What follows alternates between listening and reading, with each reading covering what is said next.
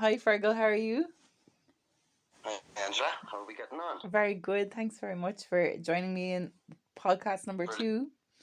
2. And Thanks for the invitation. yeah, and tonight we're going to be talking about some amazing stuff, really out there stuff. So we're going to be talking about aliens, ancient aliens, interdimensional beings, future humans, Wow. and Wow. teleportation. So it's a wide topic, but it's probably the most interesting subject matter in life. To me, it is anyhow. Well, it's certainly going to be a roller coaster through the cosmos, definitely. Yeah. Well, over the years, like aliens, back in the day, like 10 years ago, no one even knew about conspiracy theory or ancient aliens or the Anunnaki, Nibiru, Orions, the Lyrans, the Greys, the Reptilians. Like, that was only like the people that were in areas of the internet, like with David Icke and different kind of extraterrestrial reporters and stuff. But now, because of TikTok and Facebook and everything, it's becoming really popular. It's becoming almost like a popular topic, especially. Well, yeah. Sorry, I'm not going to cut across you now. No, you're fine. That's the Irish banter. We just Irish people just always kind of talk over each other. It's normal. That's like our it's Yeah, like our it's just banter. talking talk. Yeah.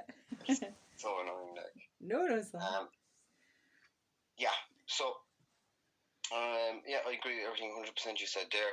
There's also, do you ever hear of a race called the ant people in America? No, I actually haven't. Right. Right, the ant people, no, it's like the Hopi and a few other tribes. Anyway, somewhere in the Grand Canyon, it's a place where no white men can go because it's sacred to Native American Indians. And they were completely fixated on like we say, the Hopi had the Kachina star prophecy, and that was basically about alien contact and alien intervention in their lives. Right. Quite common across different tribes as well, believe it or not. Mm-hmm. But what's very interesting is that there was some cataclysm on Earth, and it says there was an entrance into the inner Earth, and that one of those entrances was in the Grand Canyon, and the Hopi people, to evade some of the cataclysm that was happening, I'm assuming it was natural, or maybe it was orchestrated by an alien force using wind and water to destroy whatever as a weapon. But the ant people guided the Hopi people into the earth for a long period of time and sealed the cave behind them and to wait out the cataclysm. Wow. No, that's one of their prophecies. That's one of their stories, which I find fascinating altogether, because there is references to a type of alien called the Dargon. The Manitou, the Mantis. Oh yeah, the mantis. Yeah. Yeah, and there's a lot of references to this ant insect type alien as well, which I find, wow, that's interesting, you know? Mm-hmm. Oh my god, that's incredible. Well, all the ancient races like Mesopotamia, Sumeria, the Hopis, like they all talk about star people and people from the sky and the heavens who came to Earth. Like there's a reference in nearly every single ancient culture about the star people. Yeah. Even the Team de Danann, weren't they? The Irish race of descended, weren't they from the sky as well? Well, they did. Well, there's two versions, you see. There's one that says they came in ships over the sea, and the other version is that they came from the sky. I tend to believe the one from the sky for a number of reasons. That's the one I heard. Because if they came on ships, what was the technology used that blocked out the sun for 2 days or something like that? Yeah. Or was doing something. This ship must have been powering down or something like that. You can just imagine what an interstellar ship might be doing. You know, God only knows. I tend to believe that because of what the two had done. What the two who did are also doing as well, magic and technology. So I don't think that they would have just had wooden boats like the other version says. So I go with the first version there, that they did come from the sky.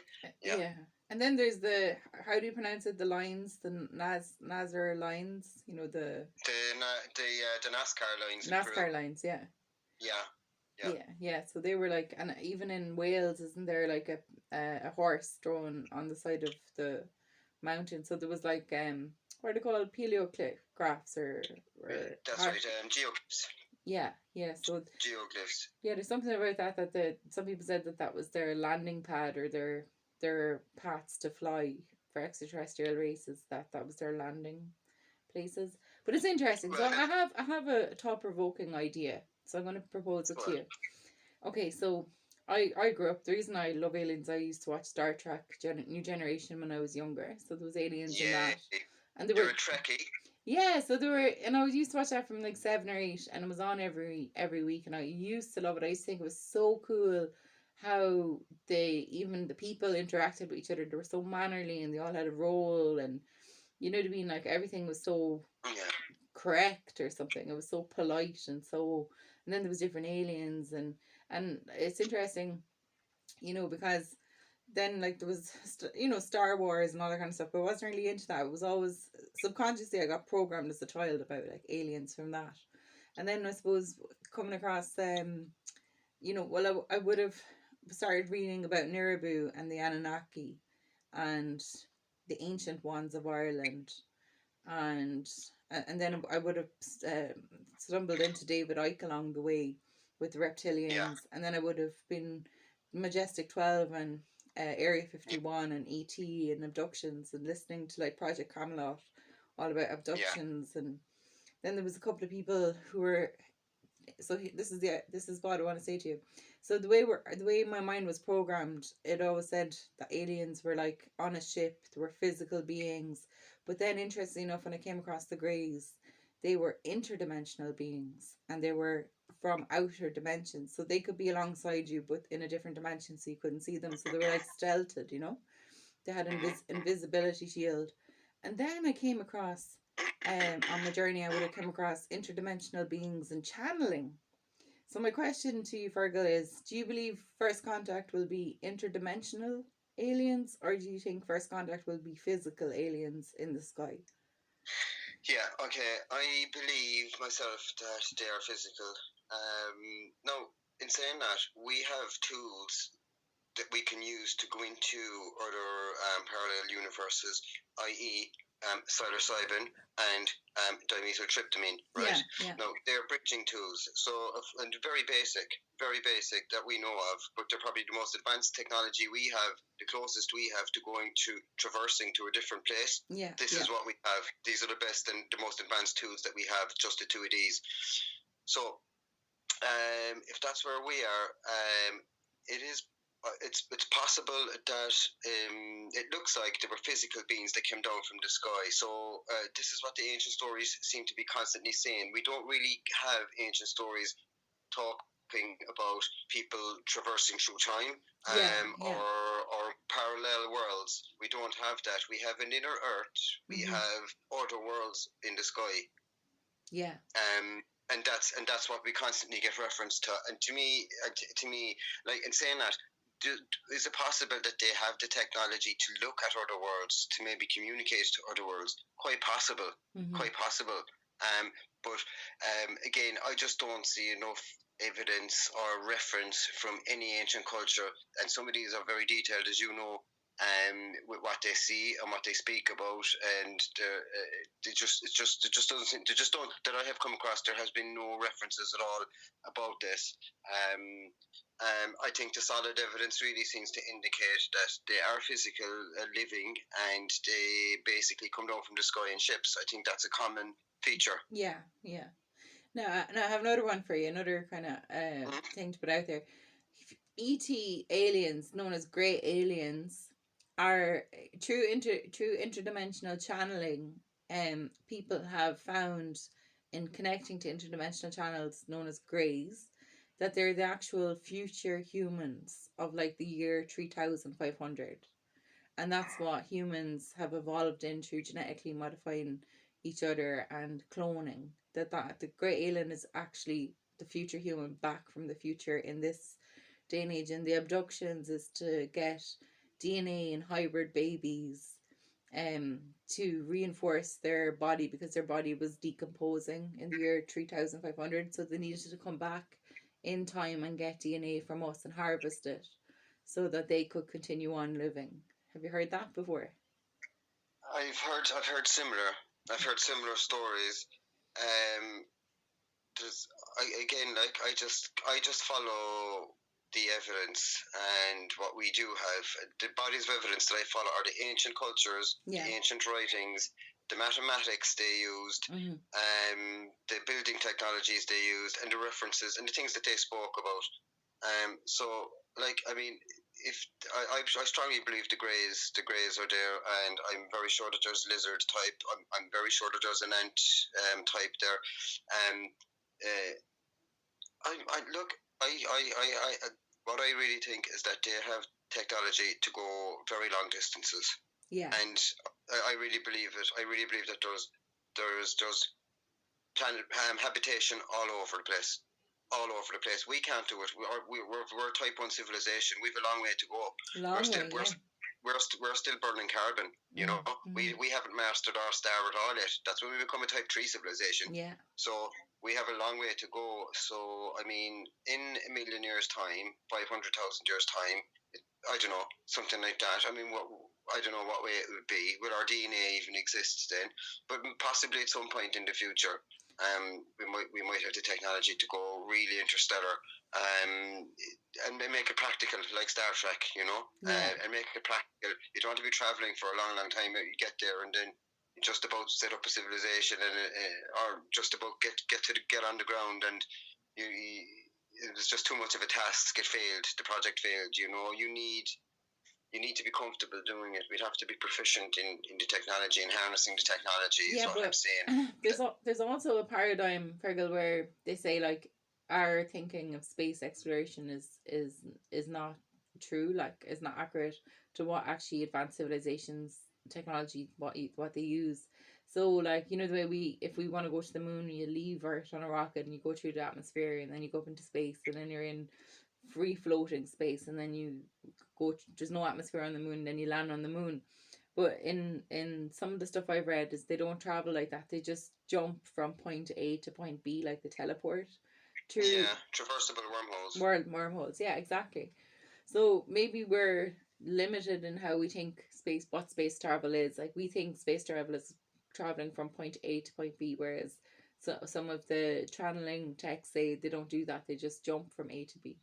They don't pass through it. Again, you see, it's quite possible. It's quite possible that, like, I mean, they have been able to do something with, say, with is it neurons or particles, and they're able to replicate quirks, isn't it? Yeah. They can the particle will be copying the particle itself in a different location, so it'll be mimicking.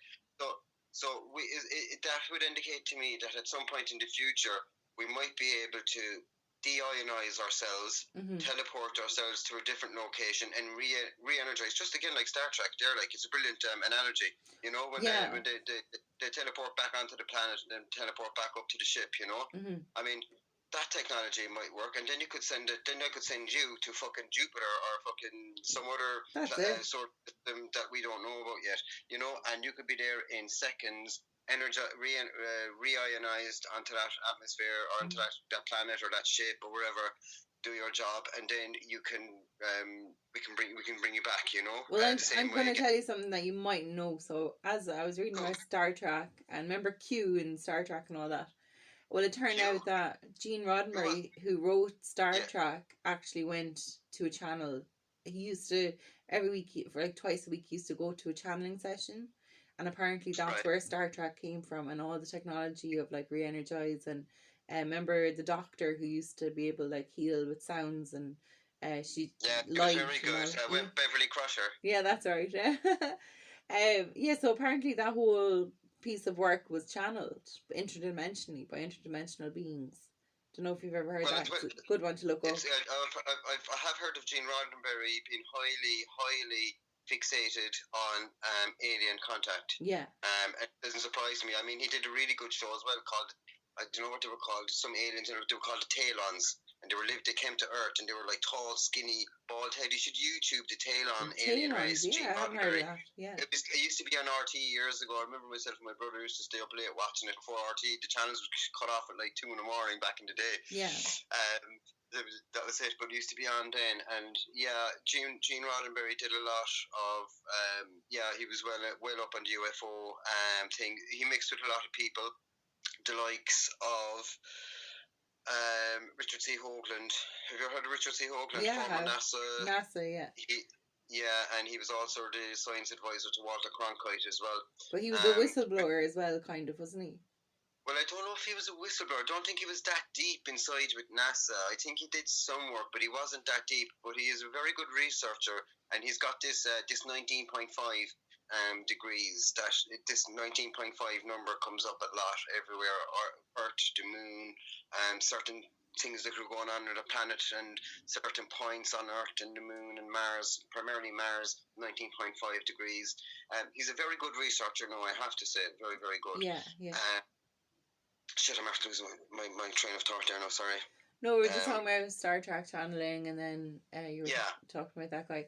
But it's interesting, like, because like we haven't mastered, like, we're only as far as CERN and particle colliders and that kind of thing. We're making exotic materials that eventually will power massive space stations, and it's always this like exotic material in sci-fi that fuels just space travel and being able to jump through wormholes and portals and everything like that. So we don't right now, like, we don't have the fuel to make a craft, and you know what I mean. We don't have exotic particles, but another 100 years with all these particle colliders, they'll gather up more and more of those exotic particles. So the tiniest particle could power, like the power of the sun in space travel, that kind of way. Like, so. Well, yeah. I mean, we could even nuclear power some space stations, Yeah. But will we get that far? I mean, the way things are going, if you look what's happening on the ground, I mean, if we would be doing quite well if the world stayed on a steady course and everyone worked together. We might actually achieve. It might actually get to that stage where we could launch proper deep space platforms at least. But I mean, we can't even get on with our neighbors. There's are we going to reach a type 2 civilization? Yeah. So then there's the topic of, like, NASA sending out signals, which I do think is a bit dodgy, sending out signals deep into space, like, and having, like, Hawkins said that as well. Yeah. I just think that's like it's like we barely have like an army to protect. We don't have, like, remember there was Trump and Obama. They set up a space academy. Space Force. Trump set it up, wasn't it? It was Trump. It was definitely Trump, was it? So Obama had no. Trump, and he only set that up. He set that up a couple of months after coming in. That's like the start, like, now. Yeah, exactly. So there you go. Trump set that up. That'll live in his name forever. But there was supposed to be, like, they were talking about putting to weaponize Earth's outer atmosphere in case of space intruders. Did you hear about this? I did. Yeah, it is a good idea. So they said it's for asteroids, but also for unidentified objects, flying objects that weren't identified. So, but I don't know. This whole sending a signal deep out into space, I don't think that's a good idea, because we don't know what's out there. You know what I mean? Well, look,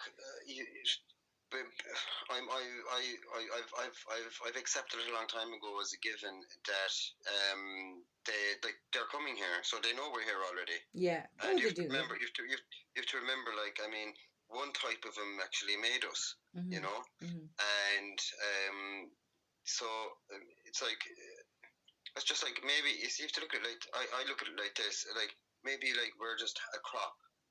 And we're not finished. We're not ripe yet for harvesting. Something like that. I mean, does a farmer bother with a potato until it's time to take it out of the ground? No. So we're like in an incubation time. Been means we could be farmed. We could well be farmed. Yeah, like we don't know who the creator is, the prime creator Yeah, of what humans, their and goal was. yeah. You So know, I mean, what was the reasoning? it's written in the ancient text. We were supposed to like be worker bees, you know. So like Yeah, we were the gardeners in the garden of Eden, and that we took care of the garden, and then there was the gods, and then there was the humans who were the workers, like the drones, you know. So I don't know. yeah. They Some made people, us like, but you see, this is why we need to get to that knowledge, that enlightened knowledge, that illuminated knowledge that these people have, these world controllers, the Illuminati. That's why they're so powerful, is because they know the truth and they know that we don't, and that's why they're able to steer the course of history as they see fit. yeah. This is the problem. We need to find out the real history of what's going on, who made us, And why, do you think the Vatican have it? Do you think it's in the I'm sure Vatican they know. Library? I'm sure senior people above the popes. The Vatican has been hijacked, Yeah. but I'm sure that the real people who call the shots in the Vatican aren't the Pope. No, it's the Black Pope is the real Pope. Well, there's the Black Pope there, but is there people above that again? I see. It looks like I mean that whole institution seems to be Infiltrated. infected. I'm going to say, instead of infiltrated, Yeah. infected with evil. You know that was Vatican II, and about the Belladad, how they sent in communists, or sent in thousands of paedophiles into the missionaries and into the schooling system, the Christian brother systems and things like that, to break Christianity in Europe, like, and Ireland. That's the only, because you see, because Europe is built with the mindset of Christian and Christianity. It was God was always in the thoughts of the people who built Europe.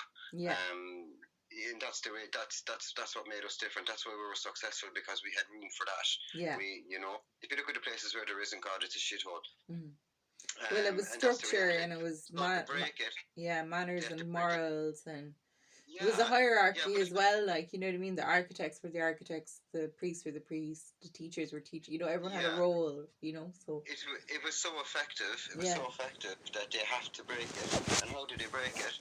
By destroying it from the inside out, sending in bad people to become priests, bishops, etc., and then letting pedophiles take over. And that over generations and generations, it manifests into a cesspit of filth, and the whole lot gets tarnished and ruined. But there is a good element there, of course. There is, in Christianity itself is the best philosophy, the best system of living on earth that we've had ever.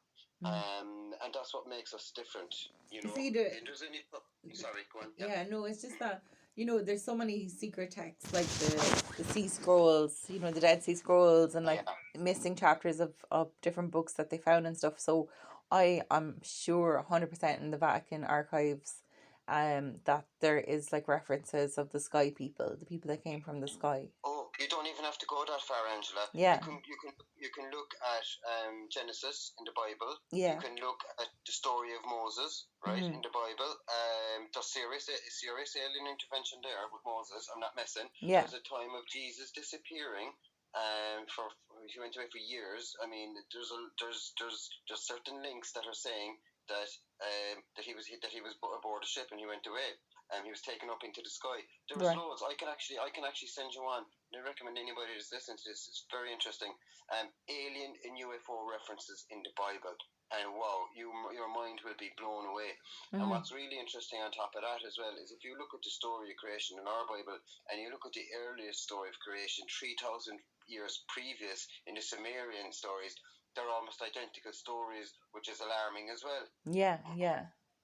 Oh, it's unbelievable. But like, do you know? Did you ever come across the website Biblioclips? It's like it talks about the Orion queens and the queen, the bee, like the queen bee, and Nirabu and Anunnaki and Enkel and Enel and all of them. Did you ever? Yeah. So there's this website on. It's called Biblioclips or something like that, and it's just pages and pages and pages of like really cool stuff, like, you know what I mean, all about the Orion queens. There were war queens, and it was interesting. That their civilization in Orion was based on the bee system. So there was queen bee. It was a hive mind, and then there was all the worker drones. Okay. Yeah. Interesting. So if you Google Wow. Orion Queens, and it talked about like Starfire, which is kind of like this magical stuff, and it's just like, I don't know, they used to travel. They were an intergalactic race. The Orion Queens were, and they used to have galactic wars and all this kind of stuff. But Are they connected? Were they connected to the Intergalactic Federation of Light? By any no, chance? no, the Orion Queens would be war queens. Like they'd be out, you know, doing conquests. Like they'd take planets for their resources and all this kind of stuff. Whereas so Enel and Enki of Nirabu and the Anunnaki, like they were supposed to be like the brothers who created the human race, genetically modified apes, and put their own DNA and created the Yes. human race. So all the empty junk DNA that we have is actually not junk DNA,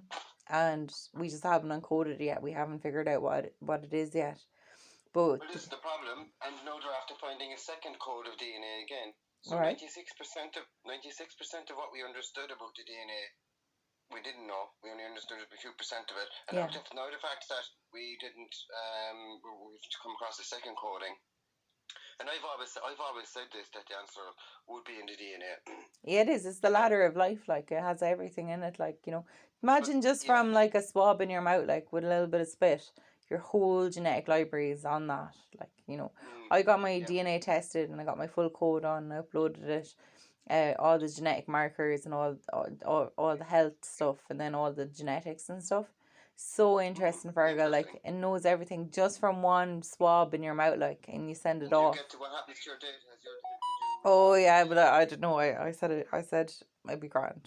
I'm not going to think Oh, about it. yeah, okay. Yeah, yeah. Well, it Yeah, was with a legit company, like so, and it was yeah. purchased through But legit Europe. companies So sell data. Legit companies have turned out to be selling data all the time. You know that. But I we won't do. go down that one. Yeah, no, we won't go. No, it was my friend who convinced me, and I did ask her that question, and we had a discussion around it. And I said, look, whatever, if it gets used, it gets used. Like as long as there's no clone me's hopping around, but. But yeah, so back to Annie and Enkel. So yeah, they're super interesting, like, you know what I mean? Yeah. So like apparently the ingestion of orm, have you heard of orm, the gold powder? It's like a Yeah, type of yeah, it's gold. actually monatomic gold. And this Yeah. is what I found very interesting about the Anunnaki is that and even there's a race in Africa actually they found gold mines all across South Africa. But what's very interesting is that they said that they weren't like these gold mines. They weren't like as you would do today, sift for gold nuggets, and you would go to the river or stuff like that, or dig big holes in the ground. They were this monatomic gold looks like it's like white powder. White powder, So yeah. yeah, so in ancient South Africa, right, we Mm-hmm. know for a fact, 100%, that they were mining monatomic gold.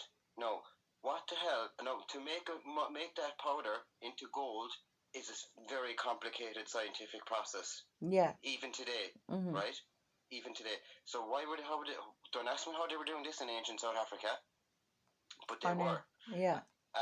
That's fascinating. They didn't seem to be fixated on the gold nuggets or the gold nuggets and stuff that that we're familiar with. Yeah, but it was It was this supposed to white. be This it was supposed to be like edible, like the kings ate it, and yeah so that came from somewhere. But it's a super semiconductor, yeah. conductor Oh, of it's good electricity. for everything. It never perishes or anything. Yeah, so when you ingest orm, your electricity. So your body is made up of, it's your body and electricity. Mm-hmm. So it's a superconductor. So your electricity flows differently. I actually always wanted to buy it, and I never got around to doing it. And this reminds me to go buy some and try it out and see. You can buy it Okay, I didn't online. even know. I didn't even know it was for sale. Yeah, you can buy it. I remember I come across it before. It's on. I think it's even on Amazon. Would you believe? What? Yeah, no, have a look. It's dear enough. It'd be like, I think for a little bit of it, it's like €70 or something like that. Just, but it'd be interesting just to Still, try it that's anyhow. so good. It's probably Yeah, super healthy, right? yeah. No, gold is real. It's an essential. Well, it's probably a trace mineral, but it is Wow. definitely there. You know what I mean? So, But That's amazing.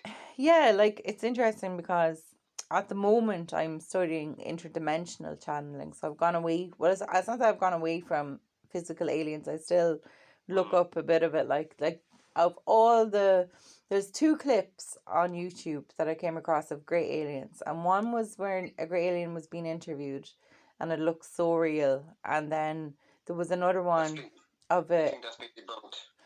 Yeah, I think it probably has, but it looked so real. But it was more the impact it had on me wasn't whether it was real or not. It was just like the phenomenon of aliens and like how cool that would be if that was actually real. You know, the kind of way it kind of Yeah, tricks your yeah. mind. Like what if, like? But there was one CCTV footage that I saw. Now it could be fake as well, but it was a great alien appears in a portal, right, by someone's bed, and then starts to pull the person through the hole.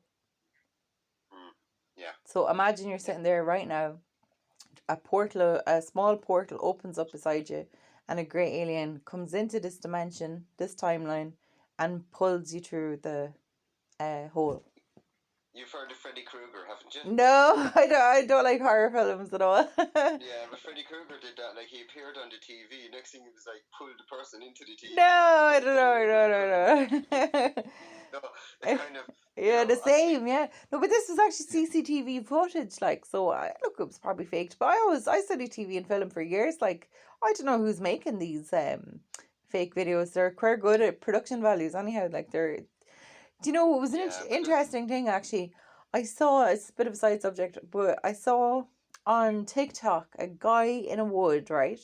This guy mhm. had a big long hair. He looked like a troll and big beard, and there was nymphs there or like elves or fairy kind of little green, they look like aliens but they're little green kind of gremlin, not gremlins, but what do you call them, like goblins. Yeah, little elves like Yeah, they well, were yeah, green, their skin was green. trolls, little trolls, no? No, they weren't trolls. They were more like goblins or elves. They weren't elves. They were more goblins kind of thing. But they were. He had perfect footage of these things. Now, whoever, it's obviously fake, like, but whoever did it, it was brilliant because this guy, he was like, okay, come on me. They're allowing us to record this. This is what he was saying. And then, on a tree trunk lying sideways, there was six or seven of these little tiny miniature human beings, and their skin was green.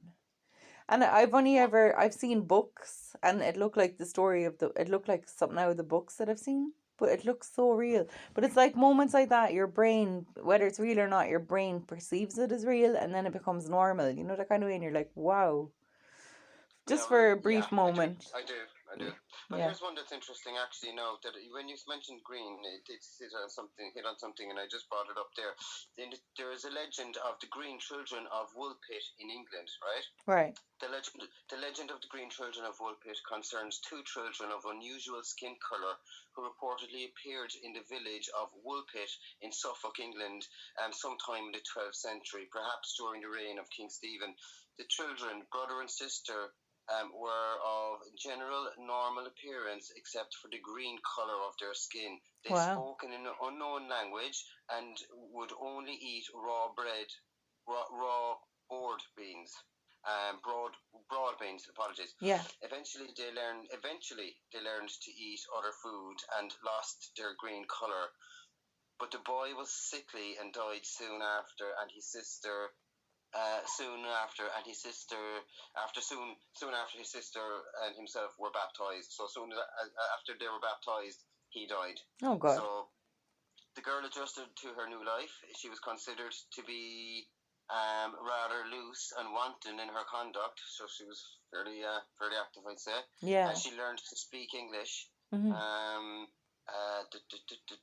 and she learned to speak English and explained that her and her brother had come up from Saint Martin's Land, a subterranean world inhabited by green people. The only near contemporary accounts are contained in William of Newburgh's Hysteria Rerum, whatever, some can't pronounce that word. Yeah. So basically, there you go. I mean, there's a lot of information there about this. Like, it's so weird, you know. Yeah, but it About was subterranean where all the people are green. yeah, exactly. Like, and like this was just so, like, you know, in fairy shops and like angel shops and all that kind of stuff, you'd see all these kind of like goblins and elves and all of the elemental kingdom, you know, that kind of way, and trolls and everything. Gargoyles as well. Yeah, and this was just the coolest footage I've ever seen. Like, whether it was fake or not, it didn't matter. It was just so well done. Like, do you know? Excellent. But Excellent. I think we are being visited by future humans. Personally, I believe that we are being visited. Give me something solid. Okay, about so that. okay, I'll put it to you this way. So somewhere in time travel is invented. So it mightn't be in the year 2000 or 2020 or the year 3000. It could be the year 4000. You know what I mean? But eventually, time travel is invented. So along our evolutionary line as human beings on planet Earth, time travel technology exists somewhere. It's just we're not in that dimension. So they have access to every single timeline, and they can jump from timeline to timeline, whether it's using technology or whether it's using something. So at the moment, there's a phenomenon known as regression progression therapy, where you can astrally, mentally go into a different dimension. So it could be the year 3000, or it could be Atlantis, it could be Lemuria, it could be the year 1600. So there is like, by connecting to your higher self and your subconscious mind, you go into your subconscious, unconscious mind, and you can access any timeline, but you can't bring your body there. You can just see it kind of with a mild vivacity. But the technology of transporting the body, I definitely believe we will, as human beings, invent that technology. So the minute that it's invented, time travel, the minute time travel is invented in the future, we've been visited by time travelers. So if you believe that time travel is invented in the future, that means that we've been visited by time travelers in this lifetime. That they are coming in and out of this year, like. So you don't believe that they're physical? No, I believe I believe that the mix? I think there's interdimensional communication between dimensions. I think we have the ability to do that. It's quite new. It started off as historically as the phenomenon of channeling. You can tap into different dimensions mentally and through the subconscious, unconscious mind. I believe that. I study that, and that's called remote viewing. Yeah, remote viewing. Yeah, exactly. Like, Yeah. the American military pumped millions into this. Yeah, Millions. but I do believe that there is technology, teleportation, and time travel as well. And I do 100% believe it's invented somewhere in the future of art, and we have been visited by future humans. I can't deny that. Like, I can't say that you're wrong. Yeah. I just follow the breadcrumbs. I'm a Hansel and Gretel kind of fella, you know. Yeah. Yeah. And Jesus, like, I suppose it's possible. I don't see it myself. I'm not gonna lie. Yeah. I don't see it myself. I see it slightly differently to that. But I suppose one thing we know, that we both agree on, is that we definitely don't believe the bullshit we've been fed anyway. Okay, so the Mandela effect. So, for example, you know, something that happens in history, and then when people go back, people remember it one way, but then the picture is actually a different way, and then they go. It was like JFK being shot in the car. So in everyone's memory, there was 2 rows of seats in JFK's car. Okay, when he was shot in the back, but even the museums have two rows in the car, so the front and the back seats, right? But in photographs, it's 3 rows of cars, so there's 3 rows of seats in the car. Have you heard of Mandela effect? So Mandela effect is that I have heard of it. Of course. Yes. Yeah. So that means the dimension has shifted.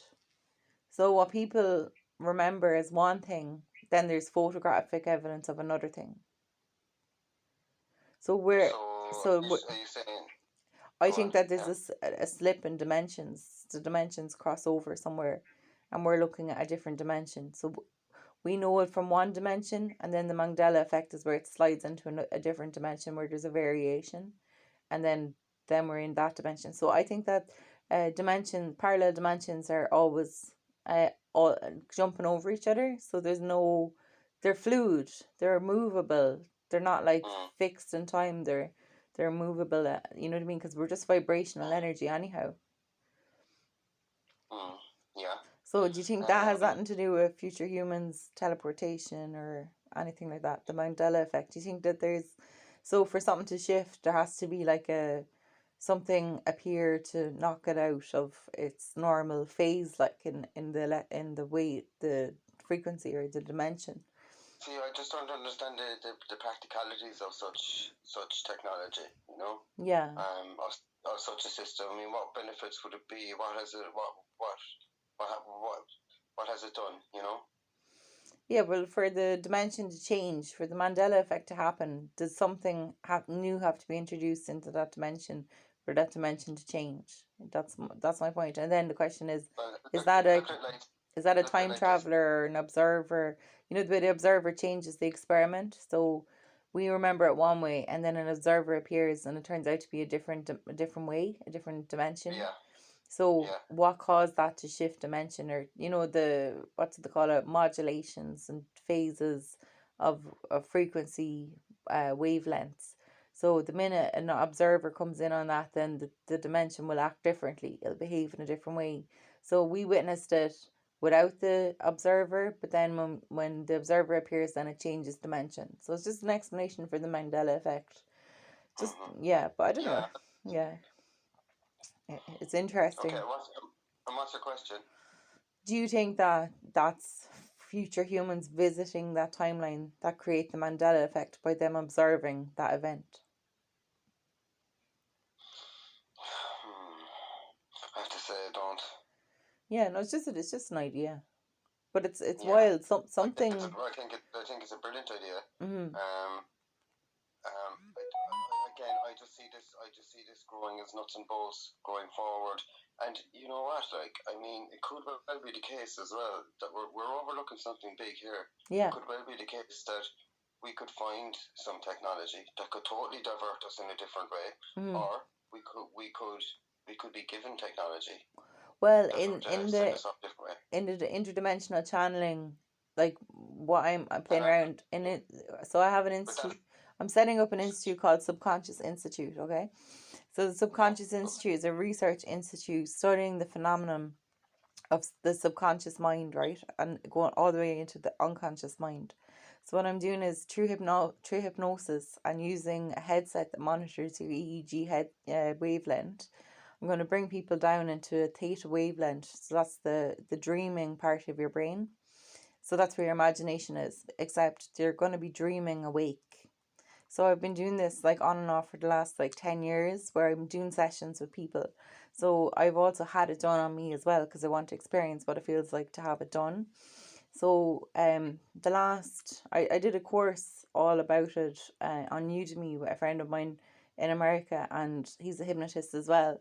But I went to Lemuria, I went to Atlantis, I went to the year 2500. I went I went loads of places, like loads and loads of different places. I went to the cloud, the dimension. It's like the realm of the clouds, and there's actually beings made of vapor, like cloud, like they look human, but they're made of clouds. It's like if you lost your flesh. Yeah, yeah, that was fascinating, and I was like, "There's no way my brain could make that up." It was so real, like. I went. But wait a minute. But your brain can make up so much fucking cool, wacky shit. Yeah, I know.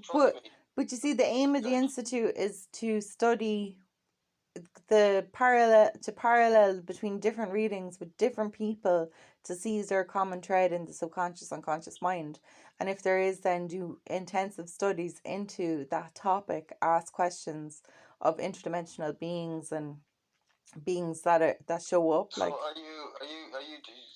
is your ultimate thing here saying like are you ultimately, do you think that we have the capability to make contact using our brains somehow directly, and possibly even live in 2 different places at once, or even 3 different places at once throughout the universe. I believe that in the year 2020 we don't have teleportational technology. Not no, but is Yeah, this what you we see don't in the future? have we don't have time You're saying, travel technology, but what we do have, we've made contact interdimensionally. already. Yeah, and I that's believe what I I'm believe that. doing. That's like what I'm doing at the moment with Subconscious Institute.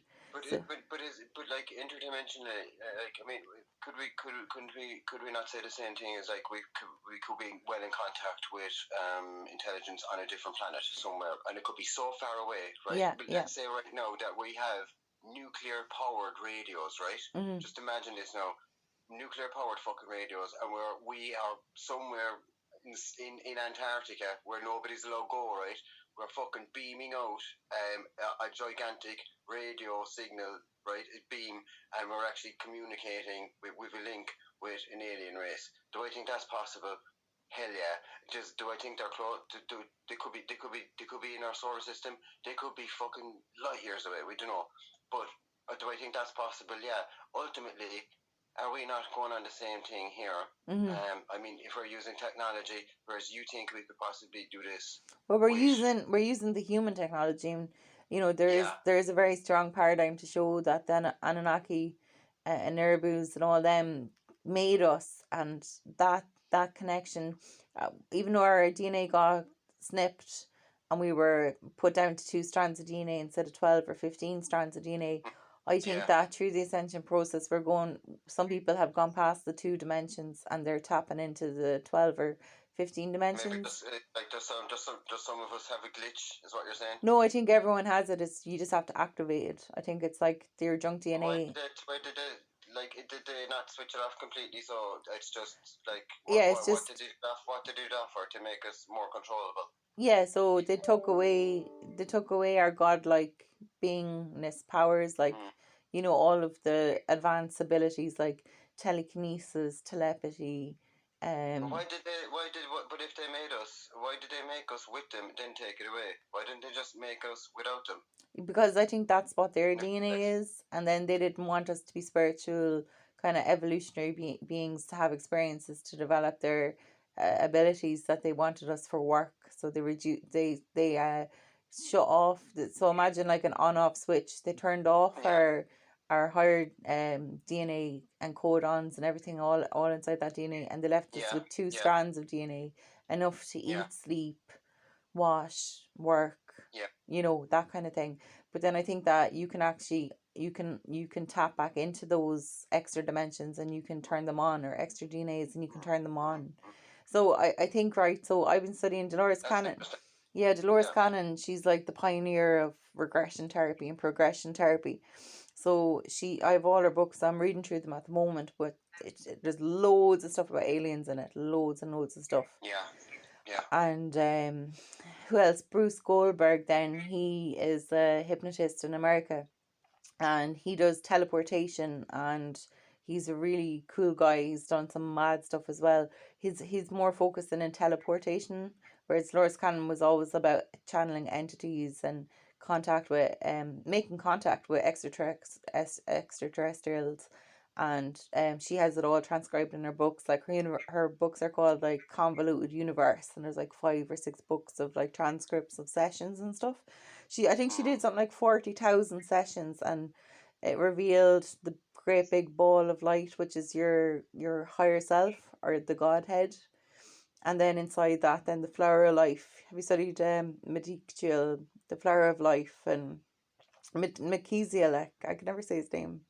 Do you know the flower of life? It's like a geometric pattern that's I found probably in. would if I saw it. Yeah, I can You know. send it to you anyhow. But Yeah, I do. yeah, so she everything goes back to this light, and then she did a lot of study into this light, and it's all geometrics, and basically the light is like a projector, and the geometric is like the, so imagine like a projector screen. So you've got the light that shines, and then you put the slide in front of it. So the light is Mm-hmm. just the light, the great light, and then the slide is like a geometric code, and um that actually projects your 3D reality, or in her case it could be like the universe, or it could be anything. So um by accessing, so some people call that a portal. So by accessing different geometric patterns, you're going to get a different universe. So when I was doing the work with Alex in America, we did 5 or 6 sessions with Thought. You know Thought, the ancient god Thought. Talk, yeah, Yeah, that's Hermes Trismegistus. that's it. So he talks an awful lot about how we're light beings, and that the higher our energy vibrates, you can go into states of teleportation and stuff like that. There was loads of that, but I never recorded it at the time, so that's why I try to record everything now, because I think it's so valuable. Because Yeah, yeah, like, I mean, to where? tell no anywhere in Can the we choose where? anywhere. You can choose where to go. Yeah, but you have, this is on serious, like you wouldn't be vibrating on third dimensional reality, like you'd be up on like 10 or 11 or 12 dimension reality, and you're Right. So, vibrating. how would you get into these states then? How do you start? How Well, did it's you have to? interesting because like his what he was teaching was that traveling between universes and dimensions, you don't even need to have a craft, that you can just go there instantly in your mind, because you have access to the whole Akashic record, the whole library of light. So you can. So basically, if I have it right, you can be trained to do this through a meditation technique or something like that. Yeah, like Right? you can sit cross-legged, and then there's like these golden discs, and there's different energy Wow. structures Right. and geometrics in your energy field. Have people come back? Have people done it? These experts. Is there a lot of people doing this? Is there records on it? Is Yeah, there like Bruce, data? Dr. Bruce Goldberg probably is the pioneer of the teleportational stuff. Then, if you wanted to work with Thought directly in a regression or progression session, you can tap into Thought, and Thought will take you through it. Like, so I want to do the sessions again with Thought, and record them so I can share them with people. Like, so it's interesting. Like, But how come senior government people and military people haven't been aware of this? Haven't been talking about this? yeah, I think they do know. Like, there's a couple of CIA documents on the Monroe Institute where they're talking about stuff like that, and there's a couple of Okay. interdimensional stuff. But you see, interdimensional, you see, Like the us Philadelphia is, experiment, they made a ship disappear. That was like interdimensional, obviously. So yeah, and then like they had the remote viewing, like the Monroe Institute and all the remote viewing, and they were able yeah, to like, yeah. so the Ingo Swan. yeah, so the how all that. But this is contact. This is other dimensional beings and contact, using the human Using, body as an apparatus, using the human body as yeah, the technology for the point of contact. So yeah. whoever created the human body, there's this really cool inbuilt feature that is inactivated, and you can activate it, and you can connect to any dimension, past, present, or future. Can talk to any being. Really? Yeah, it's really cool. That's what I've called it, Subconscious Institute. So it's like a research institute into the phenomenon of dimensions and beings So from other. what else can you do? What else have you seen? And um what can you do? Can okay, you I'll sit tell you down? this. This is Is kind it of, like? Can I just get my head around this for a second? yeah. Is that like? Is it kind of like a video game? So like immersing yourself in a video game to a certain extent. Okay, so imagine a projector, right? Remember back in Yeah. school they had the projector, and you put the slide in front of the light, and then it'd be on the wall. Mm. So Yeah. the great ball of light, right, which is the Godhead in the higher elements, but it's, so God is like this. The Godhead is like a big ball of light, and inside that it's like spheres and spheres and spheres, and they all make up different geometric shapes. And these geometric shapes are like molding, and it's like an LSD trip. Like it's all like different patterns and Mm. stuff. So say art. Art is a specific I'm template. lost again. I'm lost again. I'm not going to lie. I'm lost. I'm lost. The concept I get. I Yeah. guess that basically we can put. We can. We there. I guess the back end with the DNA manipulation by the controllers, the creators, I should say. Yeah. I get that. I just don't. I just don't understand the process of getting there. Using um, Geometrics. yeah, like what is Okay. that? Is it like you look at these visuals or you sit down and you picture them Okay, and so have you ever seen the picture of the universe? there's more than one way to do this, actually. Yeah, so like basically our body, we are a piece of light in a big piece of light. Okay. Mm. So then you say, well, where is this light originating from? Where is this light coming from? Stardust ultimately, right? And the Yeah. sun is hitting it, and So that's in the some of the channels I've come across this, it's on a craft and it's a snippet of, it's called it's called the water screen. So in that water screen, it's just made up of vibration. It's just vibration. So you know fractality, where you can keep zooming in on something. yeah, like Mandel set. Yeah. So Mandel, it might appear as a line of light, but you can go in on that little codon on that piece of light, and through yeah, fractality, you can go through the cosmos in that one tiny atom in that massive frequency. So the living wall of light, or the water wall, the water screen, contains every single memory in the universe, past, present, and future, every cosmo, every star system, every constellation. So it's like a living snapshot of the whole history of of creation. It has absolutely everything in it. So basically, an alien race took that snippet. They were able to do like an AI clone, like a replicant. They replicated the universe into like a software version. So that's how they teleport. They have every single coordinate, every single dimension, frequency, code on whatever way you want to look at it, they have that. So when you go into that room in this craft, you're accessing it as a ball of light. You don't even have a human form or an alien form. You're actually made of light. The only way to access it is through light. So then this is in 15 dimensional reality. So it's called avatar level. So then there's down a corridor through another couple of doors, there's a room, and it's like basically three big screens. Then there's a door that goes into a virtual reality room where the walls, remember like Star Trek, where the walls, you be in the world. yeah, So yeah, the world is, even though you're stationary in a square, in a cube, in a room, reality is moving. So the frequency, the projector is projecting, moving, but it's, so you're not going outside the wall, but the light is moving. So it gives you the impression that you're walking past the wall, but it's actually light moving through you rather than you moving through light.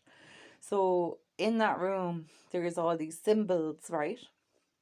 Of like on a dashboard, they're like alien symbols, and then on your right hand side there's a dodecahedron um light ball thing, right?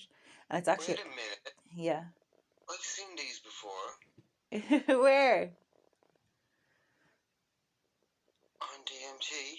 Yeah, I know, this is what I mean. This is like really higher pituitary, outputs, like, Basically, the machine elves, right? That's what they're called. yeah, yeah, But this is what they did. They took me into a temple in Mexico, yeah, and basically they were showing me these lights on the wall, and they were like very fixated on this. They first of all very welcoming, right? And there was no facial features or anything like that. I think they were floating as well.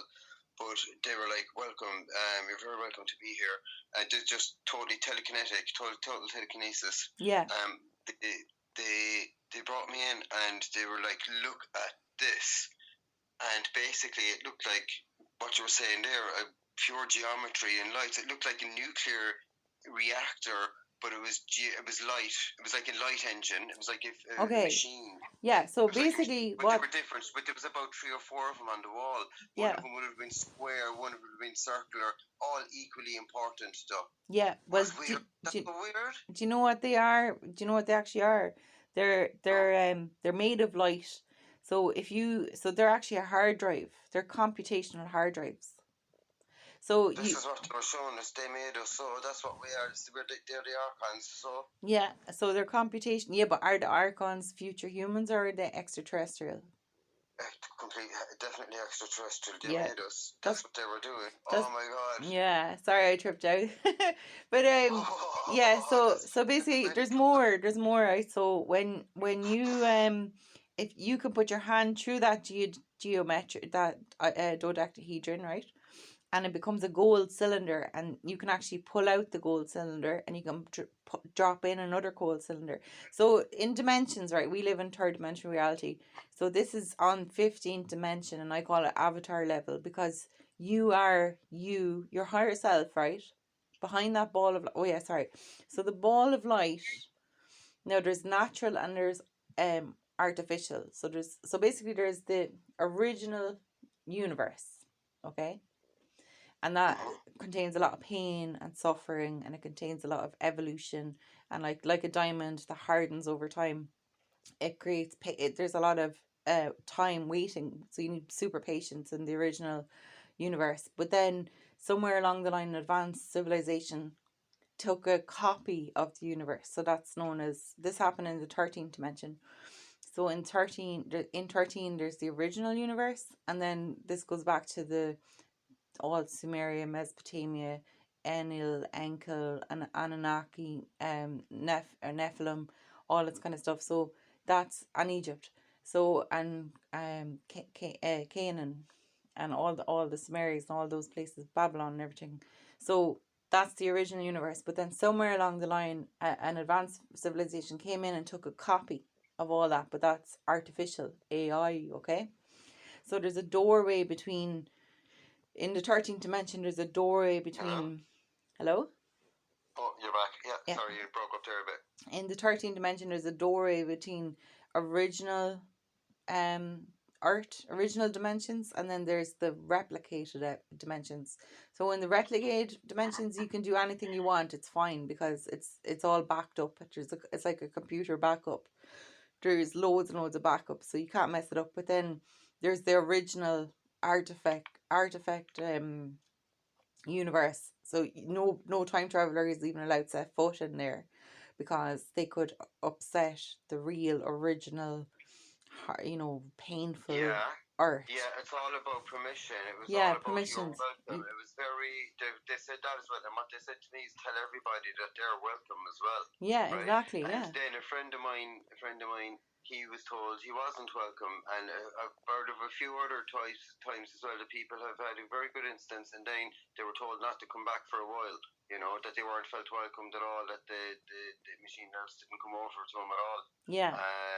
So that's bizarre, to say the least. Now, to be honest, it's after opening up a whole new can of worms to me. Yeah. Okay, so that's the console room. So that's where you stand with the machine elves, or whoever. The machine elves are down the corridor, and there's different rooms and stuff. But in this particular room, everyone has one of these rooms in the 15th dimension. And if you're part of this civilization, this futuristic civilization, I still have to learn more about it. And I'm going. That's my primary research for Subconscious Institute, is learning more about this, right? Because I get all the flashes, and then I've done the sessions where you get more of the flashes, and it's like a big tapestry or a big jigsaw you're trying to put together. So the dodecahedron is the hard drive, and then you've got the computer screen, the 3 screens in front of you, almost like a virtual reality console in front of you, and there's all these alien languages on the thing. So you sleep in that room. There's a bed in that room and everything. So your avatar body, the person who's driving your avatar body. So 15 dimension and down is a holographic reality and assimilation. That's what we're in. That's planet Earth. That's what we're in. Yeah. Now, some people would say, that's the game. We're in the game. Yeah, we're in the simulation. Thank God we're in the simulation, because you don't want to. We're in the open world. We're in the open world. Like. Yeah, but you don't want to be part of the original kingdom, because the original kingdom is really painful and suffering. That would be, if I'm right, that would be the kingdom of the creators of the game, right? Yeah, the creators, but you see, that's all protected and permissions and hidden and stealth. So are we meeting online help, customer service online when we meet the machine elves? Are they Autobots? Are they computer generated as well by the creator of that? No, or are they the creators? They're like the inhabitants of the 15th dimensional world. They're like the inhabitants. So they're like the people who live there. Mm-hmm. But why is it the case that we say DMT or psilocybin would only get you to the 15th dimension? Why you directly? Because we're inside the construct. The doorway out of the construct is on the 15th dimension. Yeah, but where are we now? What We're dimension in are we in? three. We're in three dimension. We're in three. So We're why do we well go between directly? three and five. Between 3 and 5. Okay. So why do we switch? Why don't we bother with 6, 7, 8, 9, 10, 11, 12, 13, 14? Well, Why are we going to pick straight? we're in for a 3 dimensional reality, and then you get to go up through the dimensions, doing advanced meditations and advanced visualizations, and like through magic mushrooms and DMT trips and stuff. You'll go up to the higher dimensions. Like I'm a third dimensional being between 3 and 5, right? But I have glimpses of all the dimensions up to 15, and they're all sporadically placed, so I have to try piece together it all. So as far as But I you know, can just. I could. Sorry, to jump across to you because I'm just trying to stay on track yeah, because it's a big one. The way you describe it is a big one. Um, couldn't you just bypass a lot of? you can. You see, they're either on or off. You can switch them on or off. So the next one, the fifth dimension, Dolores Cannon talks all about the fifth dimension. The fifth dimension is a parallel dimension to the third dimension. It's vibrating a couple of overtones higher than the third dimension. So basically, within that dimension, you feel lighter. Your body is more grounded. You feel more. You get more of a body buzz. You know, that deep vibration in In your the 15th dimension. in the fifth dimension. The 15th dimension is Sorry. the doorway out of here, out of the earth experience, the earth school. No, I don't get that part now. Yeah, so okay, so God, have you ever been like, I am God, or I am the goddess? Have you ever had like, God is in me, I feel like I'm God? Yeah, 100%. Yeah, yeah, 100%. Yeah. So yeah. that's 12th dimension. So you, through different experiences in your life, you'll get glimpses of the other dimensions. So when you're sitting in your God body, so in your God, but this is how you know you're in your God body. When you say something, it ripples across reality, and within a couple of minutes, it comes back and it manifests. So it's like instant manifestation. So the whole idea of manifestation. So say you think something, and then that word rippled across to the radio, and it said it, or you're watching TV and you think something, and then it's on the TV. So you're on the 12th dimension there. You're having a really instant manifestation, higher vibrational thought, but you might be there for a couple of minutes or a couple of seconds. You know what I mean? Now, when you're on a magic mushroom trip or DMT or a really advanced meditation like the yogis, you can stay there for longer and longer. But if you're not allowed there if your mind is untrained, because if your mind was untrained up on instant manifestation level, the universe will go wiry. So there's all these limiters. Can I ask you how many dimensions are there that we know of? 144,000 within the Anunnaki Nirabun. So this, but like, I mean, and that's going on a 365,000 year. So 144,000 degrees. 144,000 dimensions. Dimensions. In a 360 degree. Just one sec. I'm just kind of getting my brain. Yeah, write it down. It's good to chart it out, like.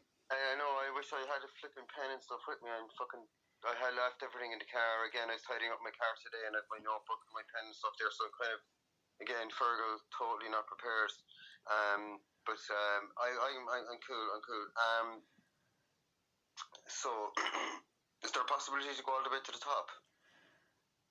No, you see, within the kingdom, there's apparently, I don't know much about it because 144,000 dimensions. So within the kingdom, that's like the full throttle. So imagine that's your car and there's 5 gears in your car. So we're in first gear, but we're in a 3-dimensional learning, a school of learning in this as a human experiencing the year 2020. So we're specifically put into a certain coordinate configurator that we are having a human experience, but then you can bypass that configuration, that dimensional array which we know as reality, and you can go up and down the system. So you mightn't, if you can bring your body, you can dimensionally jump dimensions, but if you don't bring your body, you can mentally get impressions of the dimension. So it's like you can see it in your imagination. You can plan to go to a particular one. You wanted. Yeah, so it's just vibration. So your body is vibrating at a certain rate, and we're fixed into this vibration. So there's a lock on it. I'm sorry. I just have to jump in there again. Sorry, because I just keep using the analogy of video games here. Yeah. So, like, basically, the start of the game and the end of the game is 144,000 degrees, right? Yeah, but So, that just came. I only got that once in one session. I've never explored it, but that would be a topic that I'd be looking into exploring more. And that was but within. even we'll say we won't even go that high. Let's say 1 to 100 degrees, right? Yeah. I mean, if Say we're going 15, because 15 is like the avatar level. So what's an avatar? but this is the point I'm trying to get to. You see, because it will say we'll say 50, okay? Mm-hmm. Because I want to use the 15 because like right. If there's no, yeah, we'll say 1 second. No, I'm after losing it again. It's complicated. It is. It's Very because interesting. it's all. It's just Yeah. I don't understand. Right. Okay, I have it again. So when we go to 15, automatically when you use something, or you can train your mind to take you there. Basically, Yeah. we know we see, right. We've met beings and right. Mm-hmm. The machine elves who've shown us technology. So I mean, like, So as far as I could. what's going on on dimension 35? What's going on in dimension Yeah, so 50? you'd be going intergalactic then. You'd be in a intergalactic society. So as far But as but I but as far as but, I know, but like, okay, so 15 is the doorway. Sorry, on the 12th dimension as a on the 11th and 12th dimension as God goddess energy. Then so that's you're either expressed as a masculine expression or a feminine expression. So you're opposites, you're masculine or feminine, right? On the 13th dimension there's a change in geometrics. You're evenly masculine and feminine in one body, and it creates a super field. Sorry, and your inner child. So you're masculine. You're an old person. You're adult, and you're a child, and you're also male and female embodied, and it creates this unique geometric in your energy field. So it's a certain type of energy field. So that's so and then there's a doorway, right? The doorway is when that's the doorway to the 15th dimension where you're an avatar. So behind through that doorway there's a room, and your true self, your universal self is that's your higher self is looking at the console, and you're inside the simulation. So if you want to go up, I still don't know what 14 is, but all I know, I'm not too sure what 14 is. It's like but probably the meet and greet. I don't get the end goal here. See, for me, I mean the fact that we've already bumped into the machine elves. I mean, Yeah, we need that's on 14, 15. like we shouldn't we not be kind of trying to interact with these guys and find out who made them? I mean, like, Yeah, would that be that's what I want should to, that but be I've never had anyone that I have been able to communicate this to. So that's why I was saying to you before, do you want to do a session? Because the only I did a session with a guy, a friend of mine, Larry, and he took loads of DMT. So the way we did it was we were sitting on a couch cross-legged, and we both connected. We did a telepathic link, a mind link. So I took the two of us through into the correct EEG wavelength, which is theta, right? And then I took him through a series of visualizations, and then I said, okay, higher self, show me what you want to show us. And it was the pyramid people, so that I call the pyramid people. I could be wrong, but they're yeah, well, there was that's where I was in Mexico, in the pyramid in Mexico. They yeah. took me So in there, the like, pyramid people to me are the Anunnaki. Like they're our creators. They created the human race, and they put a limiter of two DNA limiter on us when we're normally a 15, but we're inside of a simulation. So that's why there's a limiter on it. It's there for a specific reason, so we can generate a unique experience within that configuration, that array. So the purpose of your life, um they design the purpose of life with you before you come into Earth. Like, so you're down here as experiencing experiences inside of a simulation. But so as far as I've seen through my adventures, when you go up to God Goddess energy where everything is manifesting really quickly, a doorway appears in front of you, and above that doorway there's a light, right? So that light is the light The entry, shining. that's the starting point. Yeah, that light is shining, and that's generating the three-dimensional reality known as Art 2020.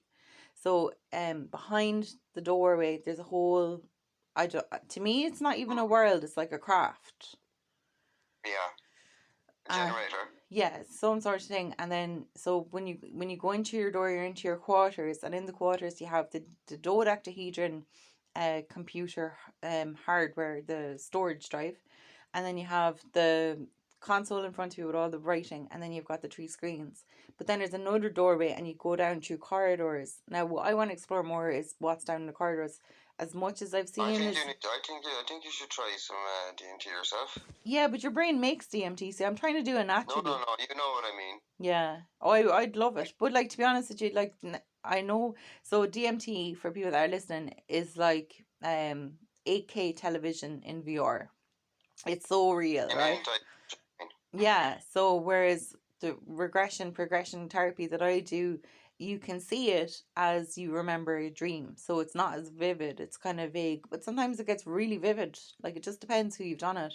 And I've noticed that people who've done DMT or done any hallucinogens, whose mind has had more of the pituitary gland and all the chemicals in the pituitary gland released, they have way more higher dimensional experiences than people that haven't. Got better receptors. Yeah, that's it. Like, but I'm trying. Look, in the future, maybe I will put microdosing. You have to. You don't know what you're missing. Or Yeah. actually, maybe you. Actually. Yeah, but at the moment, through hypnosis and guided, it's because I'm a guide basically for people. Don't wait for the perfect moment. Make Yeah. the moment perfect. Yeah, but And what better time to do it? Lockdown. Okay, so I was in this room then, right?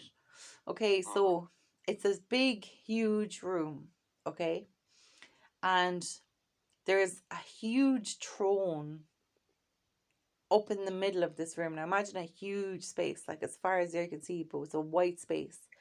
And there was someone sitting in this huge chair. Sounds like a scene from Prometheus. It was so cool. And then above that, there's an how do you say it? Dodecahedron and isohedron, isn't it? What's you the? got me again. Oh, sorry, I can't remember. I don't know why isohedron. Maybe that's right. I could be wrong. I'll look it up, but I just have to read it and then I'll know it. But it's a platonic solid. So the dodecahedron is a platonic solid, and then the next one is I think it's isohedron, and that is the mechanism of the worlds that are being generated as a simulation. Right, so are we basically saying that? So what I want, which seems to be the case. I mean, look, God, like if you did right, I did consider the Archon thing for a while, because there's like. If they like, it's still, because it still doesn't go against what I firmly believe, that it's nuts and bolts physical. We can travel. They can travel long distances. They could jump, maybe in the future, possibly through time, maybe jump technology, stuff like that. mm-hmm. But but the fact that that could be inside of a larger system. No, what we're talking about. Well, the question, if it's generated, that look, it's just like an extra level in the game. You can go to the game and go into the universe, and you can just fly around the universe and do stuff. So that could be all in there as well. Yeah. So I mean, that could all be controlled and generated. So whoever this system belongs to, we're part of it, and our exit is through the 15th dimension, and then through leaving that civilization. Oh, we're going to be jumping out of the fucking screen. So Dolores Cannon had this thing about the light. Don't go to the light, because that's a reincarnational system, right? So she said that you can go from life to life to life to life to life. It's all through the light above the door that you see on the 12th dimension, 11 and 12th dimension. And then 13 then is where there's a crossover between the original kingdom and the cloned kingdom, the replicated kingdom. So I don't want anything to do with the original art. You know what I mean? Like I don't want to cause any pain and suffering to anything. Like so. Why? No way, no way. I prefer to be in a digi replica until I know the rules. Because I don't know the rules of the original worlds. Like you know what I mean? Like you know, even in the heavens, like and the original kingdoms, there was. I remember. We're at number 3. We're between 3 and 5 right now, right? Yeah. Right. Okay. So I'd love to know what's number 1. Flatlander. But I read that. I didn't. I'd have to. That'd be a good question in a session to do. Go down. Where did it all start? Where did it all start? I mean, this is what I'm saying. I mean, how's that? It's like, I mean, how's that? We've only come across beings in number 15. You know, because that's avatar level. You see, your higher self, your real self, Fergal, your soul, is behind the screen in 15. And this is. You know what? Now I'll tell you something interesting. It did feel that I was more myself there. That like it was like, wow, this is amazing. That to recognize that there is a parallel. And the difference. Like, wow, this is more real. This is more real than what I'm seeing in front of me inside in this house. Like you know. Yeah, and it was extremely comfortable and like, wow, this is part of me, no doubt about it. That's your higher self, Fergal. Your higher self has galactic memories, universal memories. It has so many memories. You could be like a million years old, like over there. Do you know what I mean? Like a lifetime is nothing. Like I know in 3-dimensional reality, the passing of time, acquiring super patience and all that. Like time can be painful for some people that you have to wait. You know the waiting game. You know that kind of way. But like the minute you come out of that life, all you get. Like when I do regression or progress, so regression is going back into past lives. A progression is going into future lives. So you can view a life in like 5 minutes, and it's just the best bits, what you learned, what your lesson was, and then in the so as far as I can see, there's a council between lifetimes that you meet this council.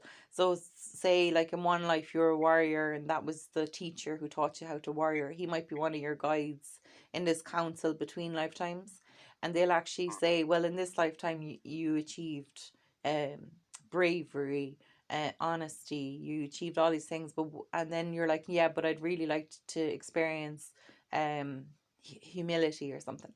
So it's like, okay, the next life we're going to set up a pre-instructed reality where you're going to learn humility. So there's all these experiences. So that's why you can't break in reality, because they've tried and tested every scenario and outcome with you before they put you into the sequence, the simulation sequence in art. So I think the most important thing really is to start looking at any data that has been recorded. We see. I'd love to do a session with someone like you, because your brain is fully activated. I don't need to, like, I can bring you straight up to 15. You've already been there. Yeah, I'd love to. Yeah. I'd like to maybe it'd be great to find out if people have had.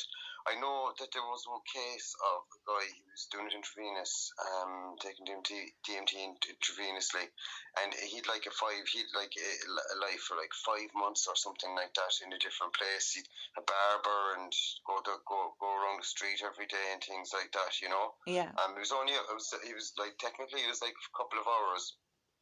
But I mean, where he was, it was like basically it was like a 5-month period, you know, wherever he was, you know, it was absolutely phenomenal. That was on a Joe Rogan clip that I send over to you. It's actually really good. It's about 7 or 8 minutes of a piece of. Yeah, I'd definitely like to listen to that. Yeah, it's very very interesting. But yeah, that's super fascinating. Can I ask you one other thing? To throw a curveball on it, where does sleep come into this? What's the story there with that? Is there programming? Are they deprogramming us while we're asleep? Are they carrying out maintenance? What's the story there? Yeah, I don't know. It's a question I could definitely ask in a session and get a real proper answer for it. Like, what is the actual definition like? But as far as I know, it's running sequences to prepare you for when you wake up. See, as a human being, right, there's a thing called density. So you know when your body feels heavy, and you're drudging through life, and you've got a brain fog, and there's all these Yeah. heightened emotions, and some people like have really heightened emotions like anxiety or stuff like that, and it's like you're in a trip, but it's not like a pleasant trip. It's like a life trip. So for that person to be able to vibrate on that heavy dimensional, that because Earth is dense, the vibration of Earth is a very dense planet. As you walk around it, you're tuning off loads of different dense vibrations. So in the night cycle, you're preparing to be able for all those different frequencies that you're being exposed to, because everything is just a frequency, and your body is even a frequency. So when your body Yeah. interacts, like a sunny day, bit of wind, meeting a person you've never met before, and their vibration is pinging and your vibration is pinging, and then it's connecting, and then it's vibrating off each other and stuff, and it's generating feelings and emotions and stuff like that.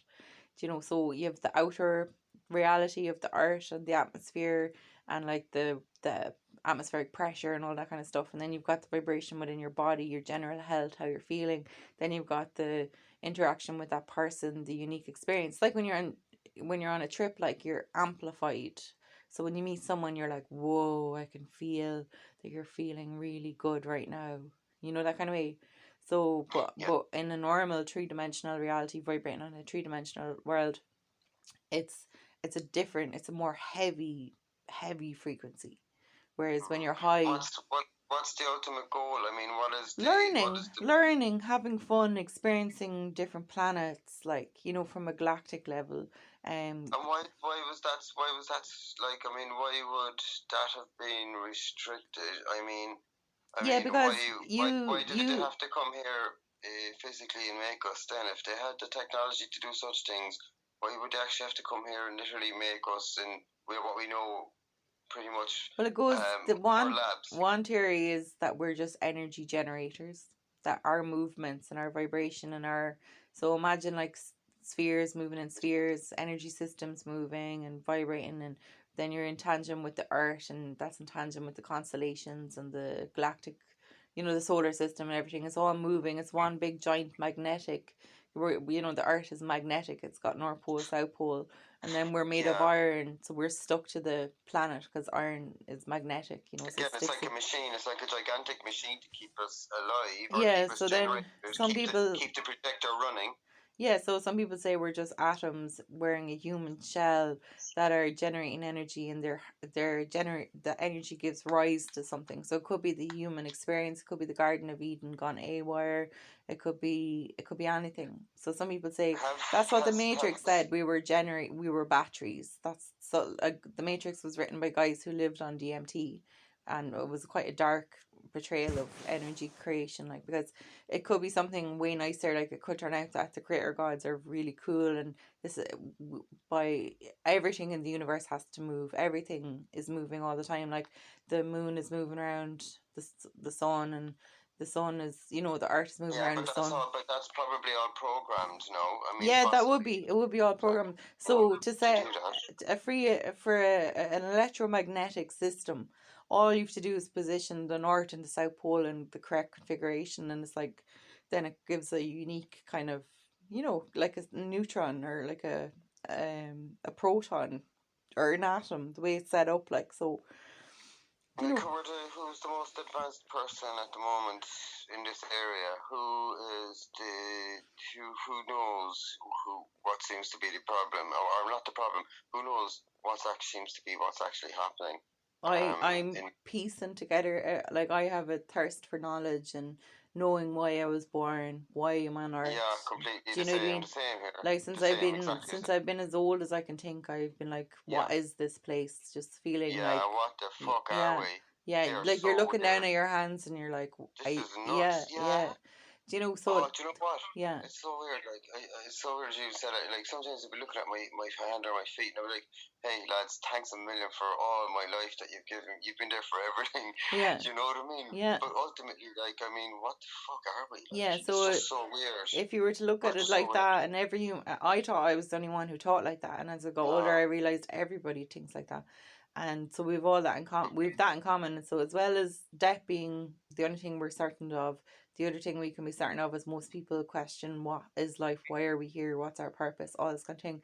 So if you stand back from that and make an analysis on it, we're here for self discovery. So we are born with no memories, even though in the 15th dimension we have all our memories, because that's our higher self, you know everything.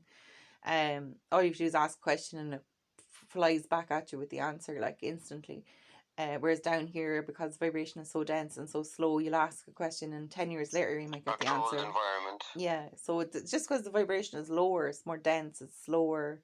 So like when you're in high energy, that's high manifestation. So whatever you want, always ask the question, oh, I want this or I want that, to manifest in time period or whatever. Whereas when you're in high energy, you'll manifest faster. When you're on lower energy, then it could take 10 years, 20 years. It's the same vibration, it just takes longer to come back. So a vibration sends out and then it'll come back. So do we notice now? Do we notice? How much data is there to back all this up? Well, frequency. So like red light travels faster than blue light. So red will it's got the rise and the heights and the lows of a frequency. So they're different speed. Yeah, they're shorter. So red, that's what makes the color red. So when you're looking at the color red, it just means this is a fast frequency. So when you're looking at the color blue or purple or whatever, or I don't know exactly. Lower spectrum. Yeah, it's lower. So that's the same amount of ups and downs, but it's spread out further, so it takes longer. So the reason the Earth moves so slowly is because even the planet is blue. Do you know what I mean? The water and the sky, and you know what I mean? There's so much. If you were to look at everything, so remove the color and just look at the frequency. So we know the blue is a slow frequency and the red, a fire, is hot. So hot you can feel it burn. It burns up fuel quickly. So it's a faster mover from A to B. Red moves faster than blue, like.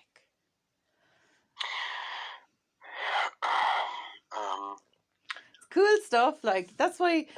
What do you think? What do you think of the name Subconscious Institute? It's like it's a research and it's for everybody. Brilliant. And I basically I want people, like, the idea is that the technique is so easy to learn and you can do this with your friends. Like the coolest session, I normally do a session where it's on the phone and the person is either sitting on a chair with their eyes closed or lying on a bed with their eyes closed, and then I guide them through it. So it's like a DMT trip. It's like a trip, but they're using their natural DMT. Is it like will it work on everybody? You know, unless you really didn't want to do it and you kept saying no, no, no. Like all it is. So if I say to you, imagine an apple in your hand. I'm starting to think a bit hypnosis here now. No, because I did a hypnosis course as well. The induction, so basically all hypnosis is, it's moving your brainwave state. So I had an EEG headset by Neurosky, and you can go from alpha, beta, theta, delta. Okay, so all hypnosis is doing is bringing you from beta to theta. So you can call it hypnosis. In Subconscious Institute, I don't really want to call it hypnosis. I want to get away from the whole thing. I want a scientific approach, because all it is moving from your scientific. Yeah, it's your brainwave state beta moving to theta. That's all it is. It has a commonality with hypnosis, but hypnosis didn't scientifically quantify it. So if I say to you, imagine a field, it's a sunny day, imagine a field, and there's a girl with a white dress walking towards you. And then close your eyes and see the girl walking towards you. So there's a black screen in front of your eyes, right? But behind that, you can see the girl walking. So after a while, the black screen starts to merge with the imagination behind it, and it becomes more in the front of your mind. And then after a while, then it becomes really vivid to the point where you can really see it really clearly. Okay, I'll tell you one really cool thing. I had a moment. I did around 20 sessions with Alex, all different topics, right?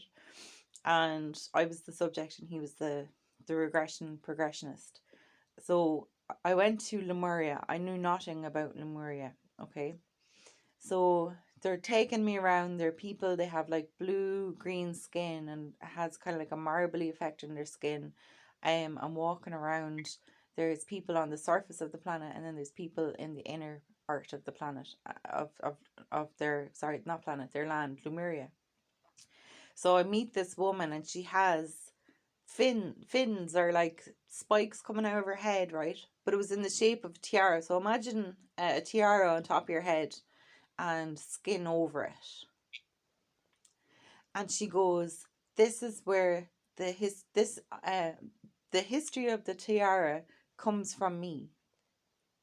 So she was like this alien being with like this tiara shaped head. Wow. And in that moment, I knew that my brain couldn't have imagined that because I'd never had an interest in Lemuria. And when you're going, when you're on the way here, when you're there, Yeah. and when you're on the way there, when you're there, is there somebody talking you through this, or Yeah. is there So silence in the room? yeah, no, Alex will be like, he'll take you down until you get into the right brainwave state, and then he'll say, "What do you want to do now?" And I say, I want to go to my higher self."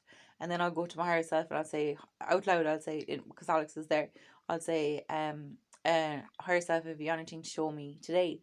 And then basically I go through a door and then I'm in a different dimension, a different simulation. And then Alex will say, "What do you see?" And then I'll start seeing stuff and I'll start talking about it. And it's just fascinating stuff. Like, so it does take a lot of brain power to do it. It is like a trip, and you do need to be well rested to do it, because if you're tired, you just won't get that vivacity in your imagination. So I do it as much as I can. I was doing it like for ages there. I'm taking a bit of a break from it at the moment, but I'd love to do a session on you. And brilliant. yeah, We definitely have to. Yeah, no, 100%. And I want to do DMT one with you. Yeah. Well, I won't do DMT. I won't. I'm not gonna disrupt my. No, I have enough of it in my brain at the moment now to keep me visual. I don't need, honestly. Like, I'm on like between blur. You can't not do it. You can't. No, I'm not in the. Your time. I'm in a different phase of my life. I can't do that at the moment. But I have enough DMT in my brain. Your brain makes DMT. Like, do you know what I mean? So I have enough to. Like, I can tap into that anytime I want. Yeah, look, you can say that. You can operate. Do you know what it's like? Do you know what DMT is to me? I have a VR headset, so I'll go straight to the top. Yeah. So I watch. I can watch something on a screen, or I can put on my VR headset, and I'm inside the immersed in the experience. So to take DMT is like putting on a VR headset compared to watching it on a screen. You know, it's the vivacity levels are less, and your brain. Oh, I wouldn't say so. I wouldn't say so. No, I think you've no idea. This is what I was saying earlier. You've no idea how vivid it is. Yeah. As in, it's more real than anything. What you see. Yeah. And it's now, like, yeah, it's completely it's super high definition. It's that'd be amazing. It's yeah. It's almost it's almost visual and physical merge. Yeah, it's like the feeling is going so through you can you. almost feel what you see. Like, Yeah, it's it's amazing. It's that close to you. Like, no, I've read so much about it. It's that much part of you. Like, yeah, I've studied Terence McKenna and everything. Like, I'd love to do it, but it's just I'm not at the moment. I've other priorities at the moment, but definitely, like, I'll probably. It's only 15 minutes. It's only 15-20 minutes. I'll retire into doing stuff like that, I'd say. I'll be. So you've nothing to fear. Yeah. No, I don't. I don't. No. No, I'm happy. I think you do. No, I'm happy. I can imagine what you'd be doing then. It could change your life forever. I know. And you could actually come up with something. You could actually end up very. Jesus, I think it could be a revolution for you, actually. I know, it would be amazing. No, Lawrence, he did loads of it, but yeah, but what was he? Floating Heads. He was in the land of the floating heads for a while, and I don't know. He saw loads of stuff. Like, it's amazing. I love reading stories about it. Like, I love hearing different people's trips and everything about it. But that's kind of like. So, oh yes, what I was going to say is that I think the generator of our simulation, so up at 15 when you go through the door and you're in that world, that whatever it is, whether it's a city or a planet, a galactic planet, or a space station, whatever it is, because I still don't know what it is. It's an intergalactic civilization. And yeah. Okay. This is I see. There has to be something there, because I mean there is basically, and that is kind of future human. Like, that kind of is future human, but advanced. So in what's civilization 3? That's intergalactic, isn't it? The type 3 civilization is Yeah. when we don't, I think it's when we harness our sun. Yeah, when we're gone off the planet, we've actually, yeah, I think when we've completely gone off planet, like we don't need our sun anymore, basically. Yeah, so it's interesting because it's all quantum mechanics and it's all it's magnetic, like, actually I saw this really cool thing. Birds follow Yeah, a magnetic line, and that's that right. That's right. and then I was thinking humans probably have one too, but we can't see it, and that's our destiny line. That's like you follow the line because it makes you feel good. So You need to take DMT. I You don't know what you're missing. I know. think this is really interesting Yeah. because there is a problem for people like myself who like psychedelics and like exploring, and basically we come to a stop like when we've met the machine house. I mean, around the world, people, this seems to be where it ends. As in, like, I haven't come across anybody really that has actually has come back with relatively new information. I'm waiting for that point that somebody says, or maybe there's a substance that, mushroom, for instance, or something that maybe allows us to actually sit down and speak to them and converse with them, and actually, because they seem to control it, the interaction when Yeah. you're there. Yeah. They're very welcoming now and all that, but it's like, look what we show, look what we have, and you're doing that wrong. And you're very welcome here and everything, but they're the ones in control. And I mean, even though you're very conscious, I don't remember me wanting to ask any questions, but I don't think I asked them any questions. I was actually just very grateful for them. I said, thank you very much for this experience. Yeah. I was delighted for them. I actually cried, believe it or not. It was that emotional. I couldn't believe it, what had happened to me, because I was like, whoa, I have just met another part of my whole self. Yeah. Yeah, see, that's your higher self. That's the real Fergal. So, but it's just a fact. It's just a fact that for like on like based on what you're saying, it could well be there could be an answer there, or there could be a way forward there for people who like psychedelics, because like we can like nobody, like maybe with your way, it's possible that we could possibly be able to interact and speak to them and converse with them and get information. We can totally do that, and like we can record it, because the one regret I had was when I was doing all the thought and Egypt stuff. So it was amazing. I'd be buzzing for days after, because your brain is dropping DMT in your brain, like, because you really get into it, and it was amazing. And I didn't record it, and then you can't remember it.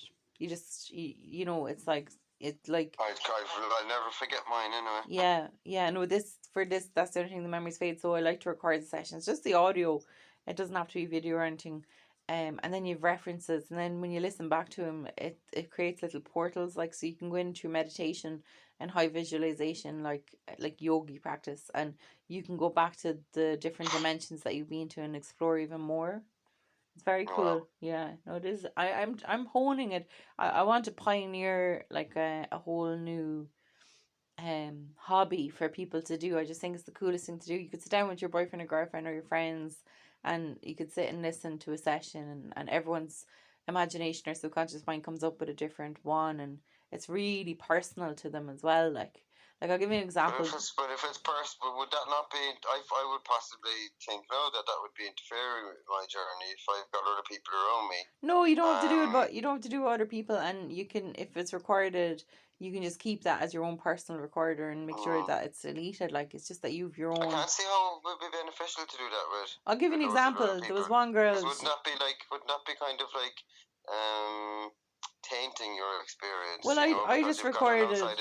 I just recorded a course on Udemy, and I have 35 students doing the course at the moment, and they it didn't. Now, there is a feeling, you do feel more relaxed and less kind of governed by what you're saying. You know what I mean? You're more conscious. It's like the observer. You do know you're being observed.